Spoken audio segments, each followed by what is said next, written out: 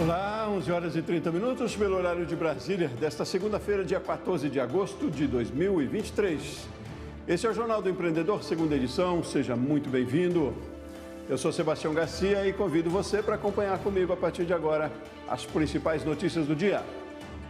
Ministério do Desenvolvimento Agrário prepara programa de apoio à qualificação da gestão dos empreendimentos da agricultura familiar. Expo Empreender reúne mais de 300 empresas de diversos segmentos e tamanhos. Analistas de mercado mantêm expectativa de inflação em 4,84% em 2023. Tudo isso agora no Jornal do Empreendedor, segunda edição.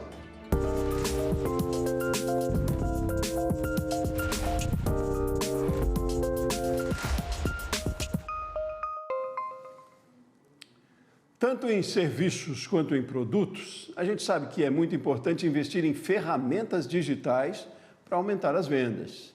E um modelo que vem ganhando destaque é o marketing de performance. Abrimos o jornal de hoje com essa entrevista. Vamos conversar sobre isso com o André Spínola, do Sebrae. Tudo bem, André? Bom dia. Bom dia, Sebastião. Tudo bem e você? Tudo certo. Tudo bem, André? A gente está falando de marketing digital de uma certa maneira, mas o de performance é uma vertente, tem algumas características diferentes, né? Me conceitua um pouco, me diz um pouco o que caracteriza o marketing de performance. Na verdade, é uma abordagem de marketing, Sebastião, em que se privilegia aferições em tempo real, mensurações, agilidade, versatilidade. Então, a gente consegue, a partir de todas essas características e usando a tecnologia, usando o digital, a gente consegue medir a performance, assim, quase, em determinados casos, na exatidão, mas quase sempre na exatidão. Coisa que é muito diferente do marketing tradicional, em que a gente, por exemplo, soltava lá uma propaganda na TV, um anúncio no jornal, panfletos, revistas e etc., placas, outdoors e tal. É impossível medir, até então, salvo raras exceções, era impossível medir a performance. Com o digital, com o marketing digital, isso aí está muito mais facilitado hoje, possibilitando trazer muito mais retorno aí para quem faz um marketing mais arrojado e mais fundado no digital. E aí é viável, é possível de todo mundo usar? E que resultados a gente pode ter? Também para as pequenas, é claro. Muitíssimo viável, barato, dá para se começar a fazer isso com 10, 20 reais por dia. Na verdade, para ser bem exato, com $1 por dia você começa a fazer impulsionamento, mas aí não é só impulsionamento, a gente está falando aqui de situações como o processo de venda inteiro, você fala de audiovisual, do criativo, do audiovisual, da identidade visual do seu produto, do serviço, da sua empresa, mas o mais importante é isso, é que com pouco recurso, muita criatividade, com as ferramentas digitais, com as redes sociais, com apoio de instituições como o nosso Sebrae aqui, qualquer empresário, qualquer empreendedor de qualquer tamanho consegue fazer um marketing que ele consegue ver o tanto que ele investiu e ver, por exemplo, o tanto de cliques que um anúncio teve, o tanto de leads, né, que foram pessoas interessadas, que entraram na sua loja online, ou entraram no seu WhatsApp, ou entraram no seu perfil no Marketplace, e no final ele consegue também ver o tanto que ele vendeu a partir desses cliques, né? Essa é a versatilidade toda da coisa. E a gente tem estudos também, tem levantamentos sobre essa conversão aí, né? Do quanto esse empenho, a adoção de plataformas assim digitais mais eficientes também trazem resultado, né? Como é que é hoje? Está uma média disso? Aumenta as vendas? Enquanto dá para trabalhar nessa linha? Depende muito, depende do criativo, depende do produto, depende do atendimento, depende de como ele vende, mas eu vou iluminar aqui dois conceitos que são fundamentais aqui para a gente entender. Custo de aquisição de cliente. O empreendedor consegue entender quanto ele investiu naquele processo de marketing, naquele processo de venda, vamos dizer assim. Desde o salário de um vendedor, desde o que ele impulsionou nas redes sociais, desde o que ele gastou construindo anúncios criativos e etc., e quanto isso retornou em vendas para ele online. E o mais importante de tudo, Sebastião, é o lifetime value, é o tempo de vida que aquele cliente vai ter com você, quantas vezes ele vai e volta, quanto ele consome com você ao longo da vida, que é muito mais importante do que ele entrar uma vez na sua loja digital ou presencial, ele entrar e nunca mais voltar. Então você consegue começar a calcular o custo que você tem se relacionando com ele, quanto você consegue vender. Nós temos exemplos aqui de campanhas que dão mais de 10 para 1, mais de 10 para um custo de aquisição de cliente. Então, eu invisto 10, eu arrecado 100. Isso varia de acordo com o produto. Por exemplo, se eu fosse vender um carro, dando um exemplo extremado, eu posso gastar R$1.000, R$2.000 para atrair um cliente, para criar campanhas e construir benefícios para esse cliente. Agora, se eu estiver falando de um restaurante, por exemplo, eu tenho muito menos do que gastar, mas eu preciso pensar nessa curva de tempo que eu vou trazê-lo para o meu restaurante. Então, eu tenho um valor e eu tenho que trabalhar com ele retornos, essa jornada de vida que ele vai ter com o meu produto, com o meu serviço. Então, são muitas situações, mas um marketing digital bem feito, ele sempre dá um retorno muito bom para quem faz. Se paga, né, André? Sempre se paga, né? Se paga bastante. É o que a gente fala do retorno sobre investimento, é o ROI, a gente fala no ROI no talo, né? Quanto você coloca e quanto que devolve. É outra métrica também, outra siglazinha, é importante dos telespectadores aí entenderem também para Sim. Não, ótimo. E mais informação a gente busca acessando o portal lá do Sebrae, batendo na porta de um dos escritórios também, né, André? Tem toda a informação lá, né? Tudo lá possível e imaginável tem no nosso portal. Esse assunto. Muito bem. André Espínola, gerente de Gestão Estratégica e Inteligência do Sebrae. Mais uma vez, obrigado pela sua participação aqui com a gente. Obrigado, bom dia. Seguimos. Olha, o otimismo marcou a Expo Empreendedor esse fim de semana em São Paulo. A feira durou 2 dias, reunindo quem acredita na força do próprio negócio. Mais de 350 marcas participaram. Acompanhe na reportagem de Anthony Wells. Negócios, palestras, networking. 3 palavras que resumem muito bem a Expo Empreendedor. Estamos falando de um espaço para todo tipo de empresário e empresária, desde aquele mais experiente até o empresário mais novato, que está querendo se aventurar e crescer no empreendedorismo brasileiro. Vanessa Ferraz, por exemplo, é sócia fundadora de uma empresa de contabilidade. É um escritório especializado em gestão empresarial, contabilidade e assessoria para os microempreendedores e empresários de grande porte também. Um dos nossos focos principais é trazer um plano de negócios mais acessível. Então, a gente costuma fazer um planejamento tributário para verificar a adequação da empresa, se realmente ela está na questão tributária certa, se ela está pagando o número de impostos corretos. Ela está há 3 anos no mercado, mas está participando da feira pela primeira vez. Na mesa do estande, em cima dos panfletos, uma pedra que supostamente atrai a prosperidade financeira. Essa aqui é uma pedra que eu acredito muito em energias também, então ela traz para a gente essa questão financeira e ajuda a aumentar, que é o que eu penso para mim e penso para os nossos clientes também. A empresa Let's Go, que em inglês significa vamos, também tem a meta de ajudar o empresário. Ela foi lançada no primeiro dia da Expo Empreendedor e, como o nome sugere, quer alavancar o empreendedor brasileiro. Toda hora é hora de empreender no Brasil. O Brasil tem um povo criativo que empreende muitas vezes por necessidade, que quer ser dono do próprio nariz. Eu acho que a hora agora é a hora de começar direito. É a gente trazer para o mercado uma educação e gente disposta a repassar o conteúdo e o conhecimento. O Brasil, ele vai ter uma história completamente diferente se a gente incentivar o empreendedorismo. O empreendedorismo, ele consegue impulsionar não só as pessoas, as regiões, mas o nosso país também. Quanto mais negócios prósperos nós tivermos, quanto mais as empresas elas estiverem rodando, mais emprego a gente gera, mais trabalho, mais felicidade, mais sonhos são realizados. Bom, e chamou a atenção na Expo Empreendedor também a participação de empresários cada vez mais jovens e conectados com as redes sociais. Passeando pelo pavilhão do Expo Center Norte durante a Expo Empreendedor, 2 aspectos se destacam: microempreendedores oferecendo serviços audiovisuais e a quantidade de jovens empresários, especialmente mulheres. Damas primeiro, então começamos com a história da Ayane Cota, empresária de 29 anos que começou vendendo lingerie online em Minas Gerais e viu o negócio bombar na pandemia. A minha empresa tem 7 anos, ela começou bem pequenininha, eu vendia para minha família, para meus amigos. Para mim, como a minha loja é online, para mim foi uma virada de chave a pandemia, porque ninguém saía para comprar as coisas.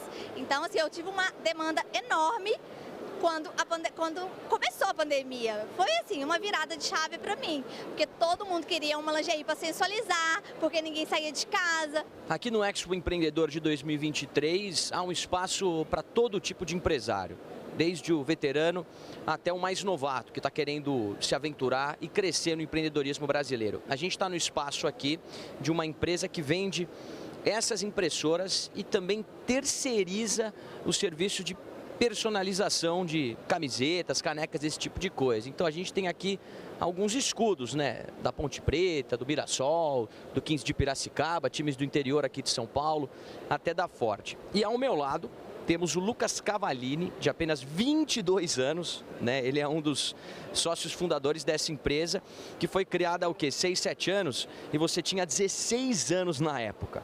Então vamos falar agora do jovem empresário. Qual que é a grande dica para os jovens hoje que querem empreender? Eu acho que a dica é você ter uma ideia inovadora, que o público vá atender a sua expectativa, né? Não dá para você criar uma coisa do zero sem ter nenhuma ideia, tem que ser uma ideia boa, de início, e também persistência. Tem que estar presente, tem que bater em porta para conhecer os seus clientes. Tanto a marca do Lucas quanto a da Ayane podem ser impulsionadas na internet com o serviço que a empresa do César Catani oferece: conteúdo vertical para as redes sociais. A empresa foi criada em fevereiro e de lá para cá a demanda pelo serviço só tem aumentado. Conteúdos verticais são aqueles conteúdos que a gente acessa em pé no celular, através das redes sociais, como os Reels, os Stories e até os Shorts do YouTube. Então existe uma necessidade de aumentar a quantidade de informações da empresa nas redes sociais, mostrando seus serviços, seus produtos, suas soluções, os principais informações que a empresa precisa, que os clientes dessa empresa precisam saber para contratar a empresa. Né? Mesma tendência observada nessa empresa de soluções de entretenimento. Essa empresa aqui, por exemplo, nos últimos 6 meses, ou seja, desde que a empresa foi criada, teve um aumento no faturamento de 60%. Isso porque ela oferece um serviço que está sendo bastante demandado no momento, o de entretenimento, utilizando ferramentas audiovisuais, como, por exemplo, esse túnel de LED e essa plataforma 360. Ferramentas que ajudam a impulsionar uma determinada empresa, uma determinada marca nas redes sociais, porque elas geram engajamento. Trabalhando tanto com o evento do social ao corporativo, trazendo entretenimentos e divulgação. Por quê? Tanto o nosso túnel de LED, quanto plataforma 360, selfie móvel, espelho mágico, além de trazer vídeos 360 para os nossos clientes, convidados, amigos, ser algo intertido, chega a ser uma forma de divulgação. Por quê? Na moldura, tanto do vídeo quanto da foto, vai ter lá o logo da empresa, ou do evento, do casamento, da festa que seja, e uma música à sua escolha. Então, acho que é algo que agrega muito em todo tipo de festa, corporativa, chá de bebê, chá de cozinha, casamento, aniversário, festa da empresa. Comece com o que você tem, e tenha sonhos e fé em Deus, que é o básico. Hoje eu sou bem pequena, né? Eu comecei bem pequena e hoje olha onde eu estou. Comece. E no próximo bloco, cresce a expectativa de venda de vinhos no Brasil. No ano passado foram negociados mais de 400 milhões de reais. A gente volta já já.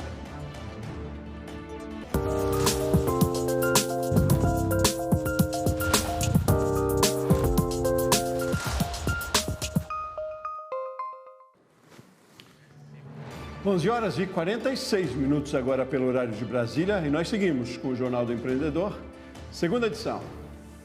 A projeção dos analistas de mercado para a inflação de 2023 foi mantida nesta semana em relação à semana anterior. Segundo o Boletim Focus, divulgado hoje pelo Banco Central, a estimativa do IPCA para este ano continuou em 4,84%, enquanto a previsão da inflação para 2024 caiu de 3,88% para 3,86%. Já a projeção do crescimento do PIB para o ano subiu pela segunda semana consecutiva, de 2,26% para 2,29%. E a da taxa Selic foi mantida em 11,75% para o final de 2023. O Ministério do Desenvolvimento Agrário e Agricultura Familiar vai lançar no mês que vem um programa de apoio à qualificação da gestão dos empreendimentos da agricultura familiar. O principal objetivo do programa, batizado de Mais Gestão, é qualificar as cooperativas, associações e agroindústrias da agricultura familiar. Também vai facilitar o acesso aos mercados, oferecer assistência técnica e extensão rural e articulação de investimentos e de fomento. Para ingressar no programa, será necessário que a cooperativa ou associação esteja com a documentação ativa e tenha declaração de aptidão ao PRONAF, o Programa Nacional de Fortalecimento da Agricultura Familiar, ou inscrição no Cadastro Nacional da Agricultura Familiar. Olha, o Brasil é o 12º maior produtor de vinhos do mundo. Ano passado, as vendas cresceram 6%. E a fabricação não se limita mais à Serra Gaúcha. Hoje alcança regiões como o Vale do São Francisco e o Cerrado, no Distrito Federal. Em Brasília, o evento aproxima produtores e distribuidores dos que apreciam a bebida. Para além do sabor, quando o assunto é vinho, a gente fala também sobre história. Para se ter uma ideia, foi lá no Egito, 3.000 anos antes de Cristo, um dos primeiros registros da bebida. É possível observar como era a plantação de parreiras, a prensa com os pés, a fermentação e o armazenamento. Centenas de anos depois, a bebida ainda está por aqui, aprimorada, estilizada e digna de um bom investimento, a ponto de ganhar um evento próprio em Brasília, o Viva Vinho, que tem como proposta trazer experiências e, por que não, bons negócios. Bom, a gente está num cartão postal, né, ponto turístico de Brasília, e ter uma visibilidade, os empreendedores com as suas empresas e marcas tendo a visibilidade num evento como esse, que chama um público muito qualificado da cidade, é sempre uma boa perspectiva para se colocar no mercado, para ser visto, e a gente sabe que a gente compra por confiança, né? Então a gente confia em quem a gente conhece. A Márcia é de Araçatuba, São Paulo, e encontrou em Brasília a chance de criar uma empresa voltada para a revenda de vinhos produzidos no país e fora dele. O que a gente mais espera é levar ao conhecimento dos brasilienses, né, do povo de Brasília, das pessoas de Brasília, quão bons são os vinhos brasileiros e os vinhos romenos também, que nós representamos os vinhos romenos, né? E quando falamos de vinho, claro, temos que falar sobre harmonização. E se tem um parceiro bom para a bebida, é o queijo. O Álvaro veio de Minas Gerais com boas opções. Olha, esses queijos são iguarias de Minas Gerais. São os queijos canastra, eu tenho queijo da Sete Salitro, eu tenho queijo do Cerro e também tenho de várias localidades de Minas. A divulgação da nossa empresa, que é a Dom Queijinho, é muito importante, porque é de boca em boca que se faz, mas é comendo o produto, experimentando nossos produtos que se vai, entender, além só de conhecer Minas Gerais, mas conhecer a Dom Queijinho em Brasília. Isso se faz o quê? Melhorar o quê? A nossa condição de trabalho e nossa expansão da nossa empresa. Pois é, ainda sobre o vinho, o mercado tem crescido no Brasil.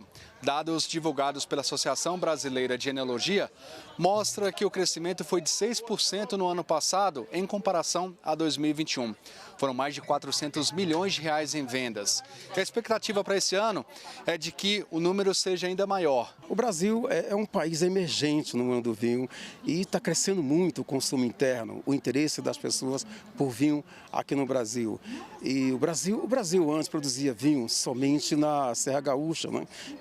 que é a área tradicional do vinho, que está ali entre o paralelo 30 e 50. Hoje nós temos uma produção já vinhos tropicais lá no Vale do São Francisco, temos os vinhos de inverno em São Paulo e temos os vinhos do Cerrado, né, que é uma novidade muito boa que apareceu. Bom para quem vende, bom para quem consome.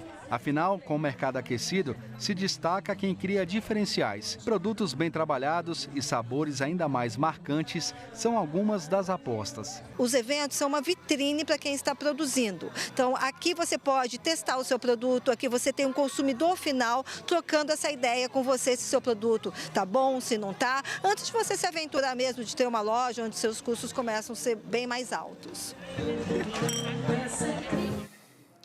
O programa Desenrola Brasil do governo federal deve negociar 50 bilhões de reais em dívidas bancárias até o fim deste ano. O anúncio foi feito pelo ministro da Fazenda, Fernando Haddad, na última semana. O programa foi lançado em julho e agora em setembro entra na última etapa.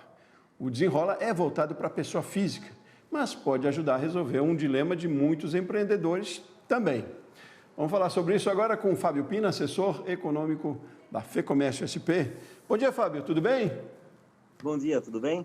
Tudo certo. Fábio, a gente diz aí que o Desenrola pode resolver problema de empreendedor, mas não deve, né, Fábio? É para pessoa física mesmo, é um problema, é um desafio aí, né? Em primeiro lugar, a gente tem que separar. Ele resolve, ele pode chegar a ser favorável, ele é favorável, claro, ao sistema econômico, em especial ao varejo, mas de forma indireta. Ele primeiro vai tentar, né, corrigir problemas com as famílias, né? Dívidas muito antigas, dívidas em atraso, de quem também estiver disposto a renegociar sua dívida e começar a tentar o que a gente chama de um fresh start, né? Um começo novo, sem estar com o nome na lista de devedores, aí na famosa lista negra. Então, é um processo que começa com os consumidores, muitas famílias muito endividadas e uma boa parte dessas famílias já com atrasos, né? E isso pode derivar para uma retomada da atividade de crédito dessas famílias que hoje estão alijadas do mercado de crédito. E isso, claro, chega no varejo. Pois é, mas aí, nos negócios, por que muita gente ainda usa pessoa física para, né, enfim, contrair um empréstimo e é para pagar dívida, talvez, ou situação da empresa? O que acontece ainda, Fábio? Acontece de tudo. Na realidade, primeiro, a gente tem um grupo muito grande no Brasil de pequenos, microempresários e MEIs, onde o bolso da pessoa física se confunde com o bolso da pessoa jurídica. Então, isso também ocorre, claro. De forma geral, o programa, a gente tem que entender que o programa é um programa, ele para o consumidor, mas ele se assemelha à ideia básica do que foi o Pronamp, que é ter alguma garantia para os bancos terem estímulos em renegociar com clientes que de outra forma não teriam, sejam eles um CPF como CPF mesmo, ou um CNPJ disfarçado de CPF, né? Não interessa isso no final das contas, mas é um estímulo para os bancos buscarem renegociar, intensificar, essa renegociação e retomar algumas pessoas. Eu não sei se vai chegar em 50 milhões, acho um número um pouco otimista demais, gostaria que chegasse sim, mas acho que é otimista, mas algumas pessoas e alguns bancos vão resolver seus problemas. Algumas pessoas, bancos e empresas vão resolver seus problemas sim.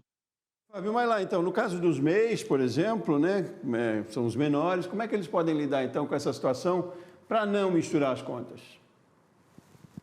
O ideal é você ter uma contabilidade, ainda que seja no seu caderninho ou num pequeno Excel, separado, porque a gente acaba confundindo, não é muito difícil confundir, né?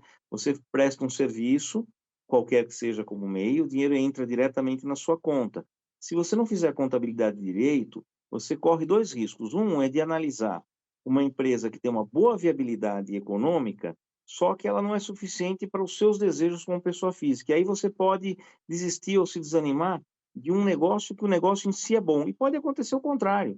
Um negócio que não é tão bom, mas que ele resolve pequenos problemas do seu dia a dia como pessoa física e você se mantém num negócio que não é tão bom porque você não conseguiu fazer a contabilidade direito. Então, você tem que separar o que entra pela empresa. Claro, ele vai chegar no sócio como qualquer outra empresa também, mas é pelo menos para você avaliar o resultado, o desempenho da sua empresa, é importante separar. Agora, as suas necessidades, elas não... Quer dizer, o fato de você ter uma empresa não é uma garantia de que vai suprir todos os seus desejos ou necessidades de orçamento doméstico.